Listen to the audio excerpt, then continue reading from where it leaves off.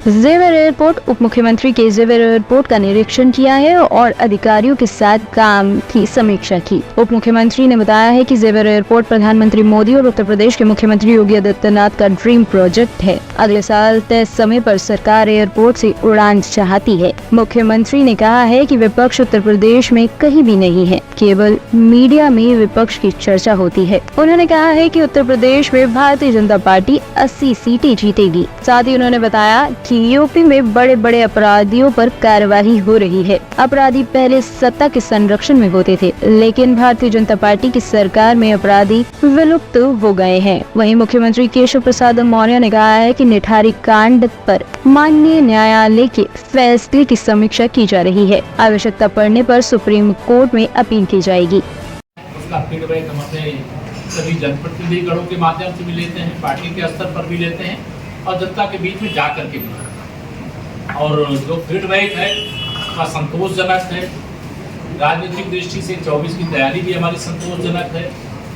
अनेकानेक अभियान भारतीय जनता पार्टी जमीनी स्तर पर लगातार प्रयास कर रही, संगठन भी कार्यक्रम कर रहा है। सरकार में जो लोग हैं वह भी संगठन से जुड़े सब लोग हैं।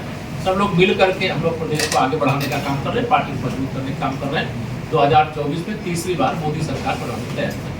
मेरी ओर से क्या कहना, कोई तो सवाल? ऐसे मौके पर आप आए जब निठारी कांड फिर से एक बार बहुत सामने आ गया और जितने भी उसमें आरोपी थे वो सब फ्री कर दिए गए कोर्ट की तरफ से, तो क्या सरकार सुप्रीम कोर्ट में अपील करने का प्लान कर रही है? देखिए, माननीय न्यायालय का फैसला है, उस पर हमें कोई टिप्पणी नहीं करनी है, लेकिन निश्चित तौर से इस प्रकार के अपराध जिनके खिलाफ दर्ज हुए थे, सरकार की ओर से जो पैरवी होनी चाहिए थी की गई थी। निश्चित तौर से इसकी समीक्षा शासन स्तर पर भी करेगी और जरूरत पड़ेगी सरकार सुप्रीम कोर्ट में जाएगी। सर, प्राधिकरणों पर किसान धरने पर बैठे हैं, क्या कहेंगे इसमें आप? प्राधिकरणों पर किसान धरने पर बैठे हुए हैं, उनकी समस्याएं जस की तस बनी हुई हैं, आप क्या कहेंगे इसमें?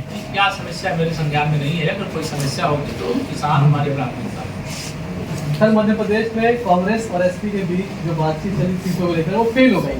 अखिलेश यादव ने कहा कि हमें पता होता है कि इंडिया अलायंस में राज्यों के लिए कुछ नहीं है, गठबंधन के लिए, तो हम कांग्रेस का फोन भी नहीं उठाते। सपा और कांड करने की जगह उनके खिलाफ कार्रवाई करने वाली है और वह निरंतर हो रही है। मैं आशा करता हूं कि प्रदेश के 75 जिलों में हम लोगों को 25 जिलों में सघन दौरा करने का कार्यक्रम रहता है और दूसरे चरण के पहले चरण में 25 जिले का दौरा हमने किया था। दूसरे चरण में भी 25 जिले का 25वां जिला गौतम बुद्ध नगर है। आज यहाँ का दौरा दूसरे चरण में पूरा हुआ है। सुप्रीम कोर्ट में सर, प्राधिकरणों पर किसान धरने पर बैठे हैं, क्या कहेंगे इसमें आप? प्राधिकरणों पर किसान धरने पर बैठे हुए हैं, उनकी समस्याएं जस की तस बनी हुई हैं, आप क्या कहेंगे इसमें? क्या समस्या मेरे संज्ञान में नहीं है। अगर कोई समस्या होगी तो किसान हमारे प्राथमिकता। सर, मध्य प्रदेश में कांग्रेस और एसपी के बीच जो बातचीत चली सीटों को लेकर वो फेल हो गई। अखिलेश यादव ने कहा कि हमें पता होता है कि इंडिया अलायंस में राज्यों के लिए कुछ नहीं है, गठबंधन के लिए, तो हम कांग्रेस का फोन भी नहीं उठाते। सपा और कांग्रेस जिले के अंदर हमारा संगठन भी बहुत मजबूती से 2024 की तैयारी कर रहा है। हमें पूरा विश्वास है कि 2024 में उत्तर प्रदेश की दृष्टि से हम गौतम बुद्ध नगर लोकसभा सहित सभी 80 लोकसभा सीटें जीतेंगे और माननीय नरेंद्र मोदी जी के नेतृत्व में तीसरी बार देश में भारतीय जनता पार्टी की सरकार बनेगी। विपक्षी गठबंधन आप सब मीडिया मित्रों की कृपा पर मीडिया में जरूर दिखाई दे रहे हैं, लेकिन धरातल में कहीं दिखाई नहीं दे रहे हैं। भ्रष्टाचार मुक्त विकास पूरे देश का हो, प्रदेश का हो, नोएडा मतलब गौतम बुद्ध नगर का हो, ये हमारी सरकार की सोच है। उसके आधार पर हम लोग काम कर रहे हैं। कानून व्यवस्था हमारी सरकार की सर्वोच्च प्राथमिकता है और हमें इस बात की खुशी है कि आज आम जनता अपने को सुरक्षित महसूस करती है। बहुत बड़े बड़े अपराधियों के खिलाफ ठोस पैरवी के आधार पर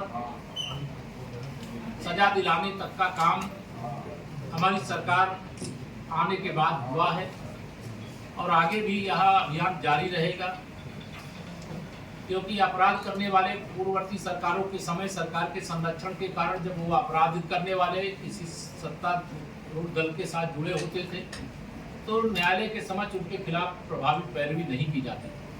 और वहाँ बच निकलते थे। लेकिन आज परिस्थितियाँ बदली हैं। जो सरकार आई है वो सुशासन देने वाली है, वो विकास करने वाली है।